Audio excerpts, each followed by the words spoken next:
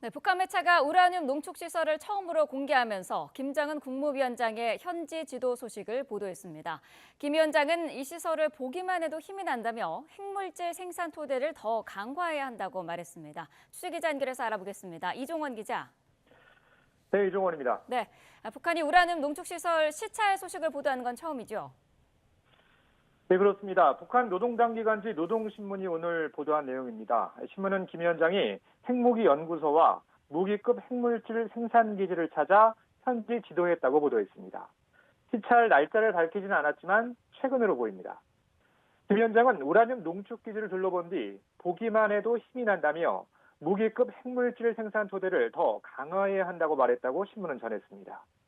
네, 그러면서 김 위원장이 원심 분리기들과 각종 조종 장치 등 자체 힘과 기술로 핵물질 생산을 줄기차게 벌여나가고 있다는 보고를 받고 커다란 만족을 표시했다고 보도했습니다. 김 위원장은 생산 현장을 둘러보며 자유의 핵병기들을 기하급수적으로 늘리려면 성과에 자만하지 말라고 강조했습니다. 또 원심 분리기 대수를 더 많이 늘리는 것과 함께 개별 분리 기능을 더욱 높이고 신형 원심 분리기 도입 사업도 계획대로 추진하자고 독려했습니다. 우라늄 농축 시설은 핵탄두 제조에 사용되는 고농축 우라늄을 생산하는 시설입니다. 북한은 평양북도 영변 핵시설과 평양 인근 강선 단지에 우라늄 농축 시설을 보유한 것으로 한미 정보당국은 파악하고 있습니다. 네, 북한이 어제는 또 미사일 도발에도 나섰는데 이와 관련해서 밝힌 내용도 있죠. 네, 북한 매체는 김정은 위원장이 신형 600mm 방사포차 성능 검증을 위한 사격 시험도 참관했다고 보도했습니다. 신형 방사포차가 주행 계통을 더욱 발전시키고 발사 과정을 완전 자동화했다고 주장했습니다. 앞서 우리 군은 어제 아침 7시쯤 평양 인근에서 발사된 단거리 탄도미사일 여러 발을 탐지했습니다. 비행한 거리는 360km 남짓이었고 동해상으로 떨어졌는데 북한이 미사일 도발에 나선 건 2달여 만입니다. 북한 매체는 오늘 김정은 위원장이 특수작전 무력훈련기지도 시찰하고 특수부대원들의 훈련을 참관하는 모습도 공개했습니다. 지금까지 정치부에서 YTN 이종원입니다. 네, 북한이 이렇게 핵무력 과시에 나선 배경이 뭔지 전문가와 함께 짚어보도록 하겠습니다. 양옥 아산정책연구원 연구위원 연결돼 있습니다. 위원님 나와 계시죠? 예, 안녕하십니까. 네. 자, 북한이 우라늄 농축 시설을 공개했습니다. 먼저 이 우라늄 농축 시설 어떤 곳인지 설명부터 해주시죠. 자, 일단 북한이 핵무기를 만들기 위해서 보통 활용하는 것이 두 가지입니다. 네.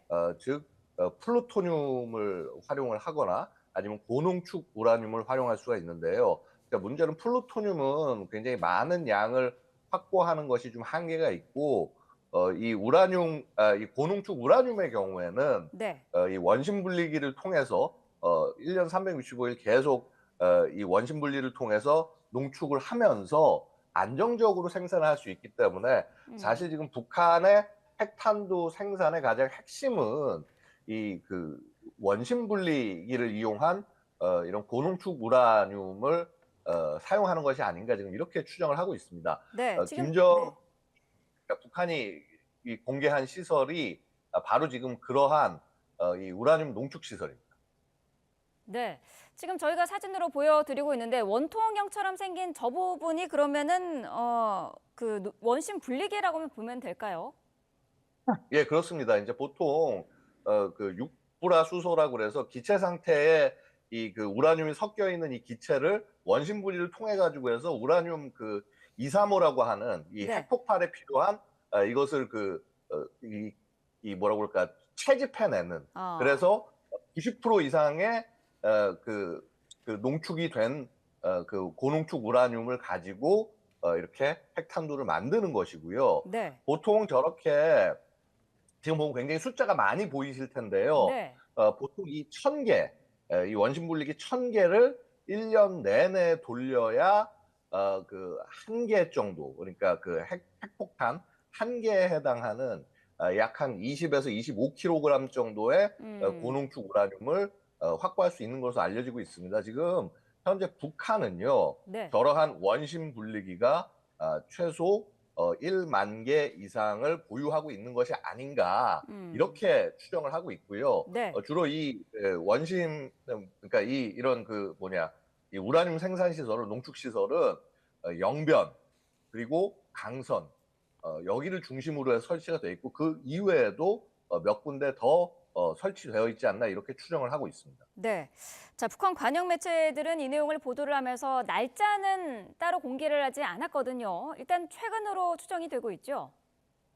예, 뭐 일단 그렇습니다. 이제 김정은의 뭐 복장이라든가 이런 거 봤을 때는 뭐 지난 여름이라고 보기 조금 한계가 있는 것 같고 최근이 아닐까라고 추정이 되고요. 네.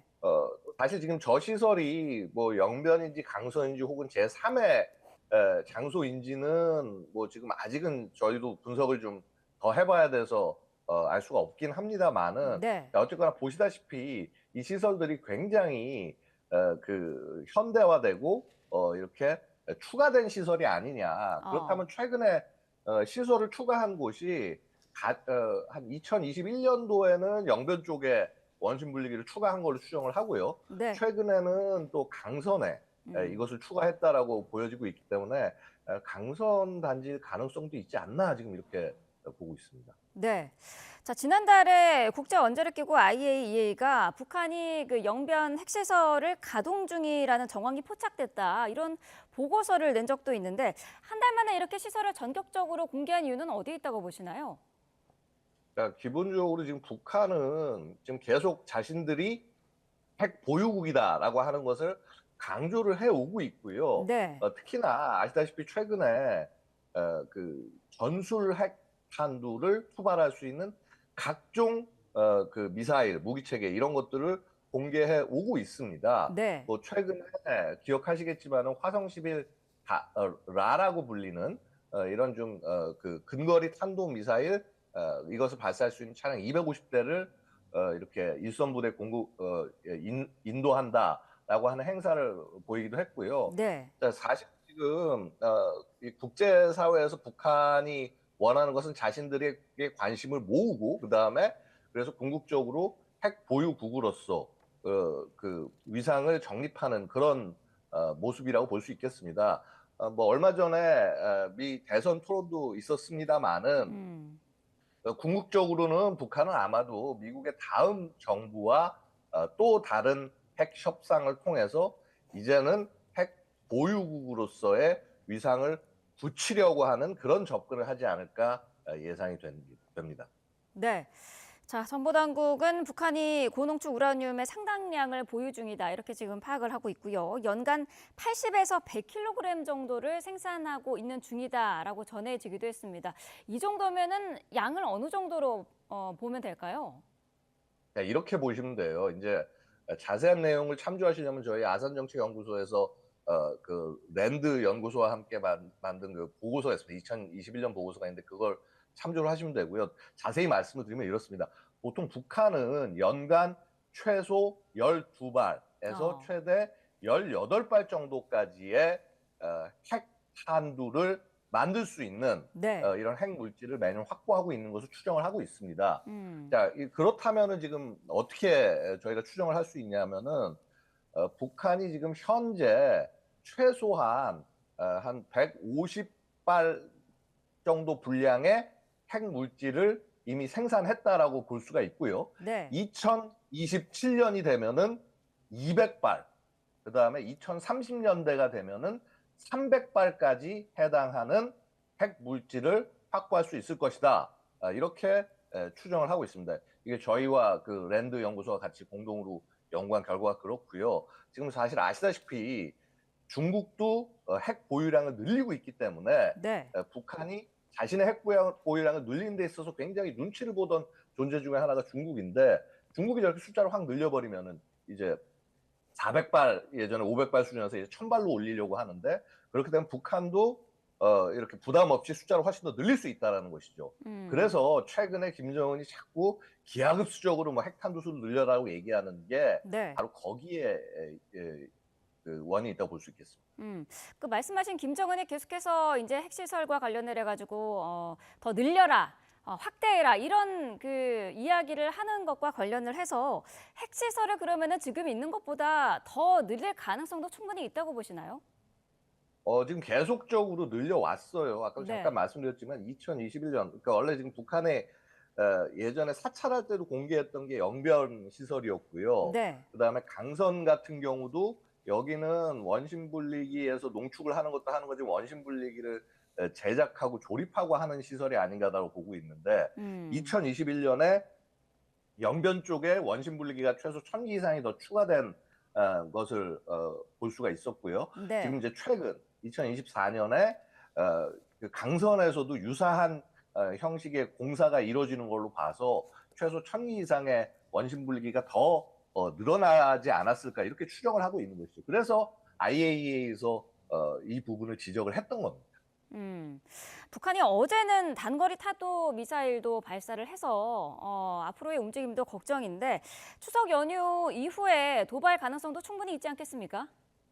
뭐 추석 연휴 중에 도발할 가능성도 사실 뭐 무시를 할 수가 없고요. 네. 애초에 북한은 이런 뭐 휴일이라든가 이렇게 상대적으로 우리가 이렇게 좀 휴식을 취해야 되는 이런 시기에 도발을 계속하면서 불편하게 하는 그런 모습들을 보여왔어요. 근데 이제 최근 북한 도발에서 보면 굉장히 좀 흥미롭다고 표현하기 좀 그렇습니다만 하여튼 좀 이전과는 좀 다른 것이 과거에는 KN-23 그러니까 화성 11가라고 불리는 북한이 가장 자랑하는 이 미사일들 위주로 이런 그 뭐라고 그럴까 시위 같은 것들을 하고 그랬었는데 네. 자, 최근에는